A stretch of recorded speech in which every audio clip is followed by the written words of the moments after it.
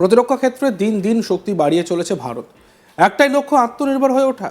আর শত্রু দেশ যাতে কোনো মতেই চোখ তুলে তাকাতে না পারে, সেই লক্ষ্যেই আরও শক্তিশালী হয়ে উঠছে ভারত। এবার ভারতকে অত্যাধুনিক দানব ফাইটার বিক্রি করতে চায় আমেরিকা। মোদির সামনে একথা খোদ জানালেন ট্রাম্প। আর এই ঘোষণার পরেই ঘুম উড়েছে ভারত বিরোধী বাংলাদেশের ইউনূস সরকারের। লুঙ্গি দেশ এবার বেশি বাড়লেই সময় দেবে না, সেকেন্ডেই খতম করে দেবে ভারত। আমেরিকায় দুদিনের সফরে গিয়েছেন প্রধানমন্ত্রী Narendra Modi.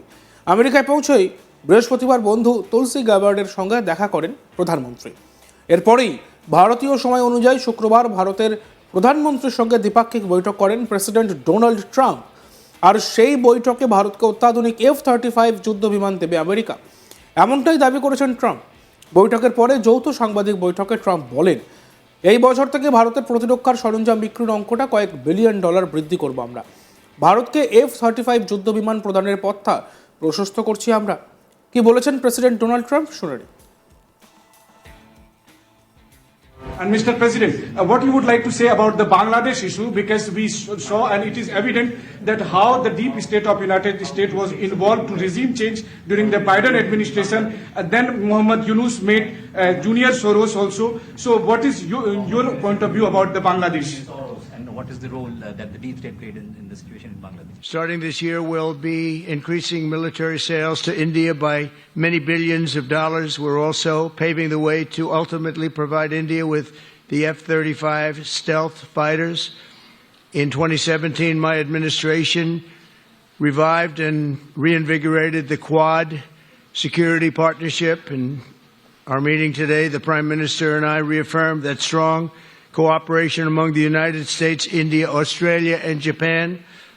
And it's crucial, really, to maintaining peace and prosperity, tranquility, even in the Indo-Pacific. বাংলাদেশে ক্ষমতার পালাবদল নিয়ে প্রশ্ন করা হয়েছিল ট্রাম্পকে। একজন সাংবাদিক ট্রাম্পকে জিজ্ঞাসা করেন, আপনি বাংলাদেশ সম্পর্কে কি বলতে চান? এই প্রশ্নের জবাবে ট্রাম্প বলেন, সেখানে আমাদের দেশের কোনো ভূমিকা নেই। এই প্রসঙ্গে ট্রাম্প আরও বলেন, আমাদের দেশের কোনো ভূমিকা নেই, এটি এমন একটি ইস্যু যার উপর প্রধানমন্ত্রী দীর্ঘদিন ধরে কাজ করছেন এবং বহু বছর ধরে এটি নিয়ে কাজ করেছেন। আমি এখন প্রধানমন্ত্রীর হাতে বাংলাদেশ ছেড়ে দিচ্ছি। ট্রাম্প যখন একথা বলেন, তখনই তার পাশে বসেছিলেন প্রধানমন্ত্রী মোদী। কি বলেছিলেন ডোনাল্ড ট্রাম্প, শুনে নিন। Mr. President, what you would like to say about the Bangladesh issue, because we saw and it is evident that how the deep state of United States was involved to regime change during the Biden administration. Then Mohammed Yunus made Junior Soros also. So what is your point of view about the Bangladesh? And what is the role that the deep state played in the situation in Bangladesh? Well, there was no role for our deep state. It was. This is something that the Prime Minister has been working on for a long time and has been worked on for hundreds of years, frankly. I've been reading about it. But I will leave Bangladesh to the Prime Minister. যদিও সেই বিষয়টি নিয়ে মোদির নির্দিষ্টভাবে কিছু জানাননি। তিনি শুধু বলেছেন, ভারতের প্রতিরক্ষা ক্ষেত্রে গুরুত্বপূর্ণ ভূমিকা পালন করে আমেরিকা। কৌশলগত যৌথভাবে প্রতিরক্ষা সরঞ্জাম তৈরি, প্রযুক্তি হস্তান্তরের দিকে আমরা এগিয়ে যাচ্ছি। আগামী দিনে নয়া প্রযুক্তি ও সরঞ্জামের কারণে আমাদের ক্ষমতা বৃদ্ধি পাবে।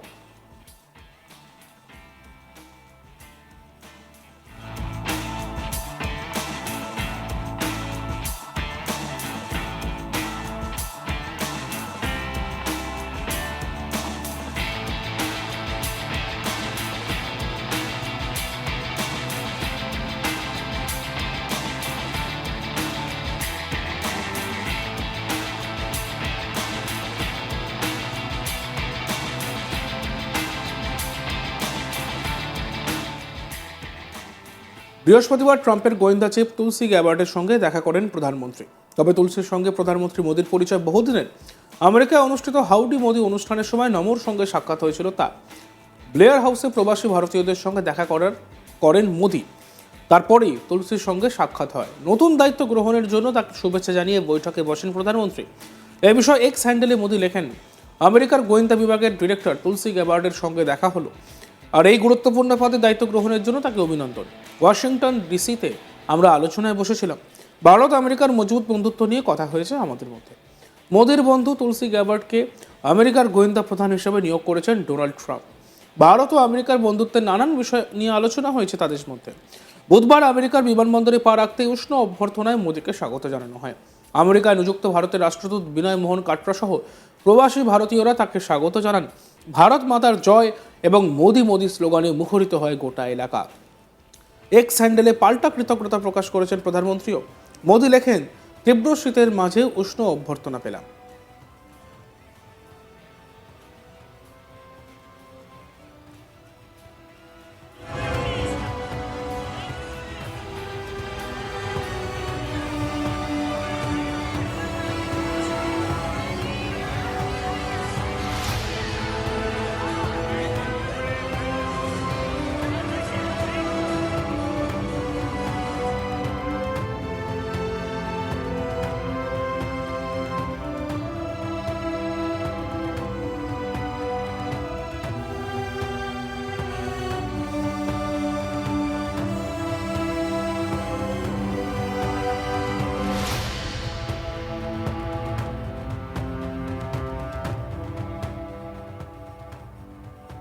আমেরিকায় দুদিনের সফরে গিয়েছেন প্রধানমন্ত্রী নরেন্দ্র মোদী। আমেরিকায় পৌঁছায় বৃহস্পতিবার বন্ধু তুলসী গ্যাবার্টের সঙ্গে দেখা করেন প্রধানমন্ত্রী। এরপরেই ভারতীয় সময় অনুযায়ী শুক্রবার ভারতের প্রধানমন্ত্রীর সঙ্গে দ্বিপাক্ষিক বৈঠক করেন president Donald Trump.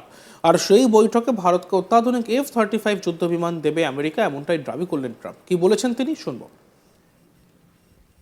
Please place your left hand on the Constitution and raise your right hand and repeat after me. Starting this year, we'll be increasing military sales to India by many billions of dollars. We're also paving the way to ultimately provide India with the F-35 stealth fighters.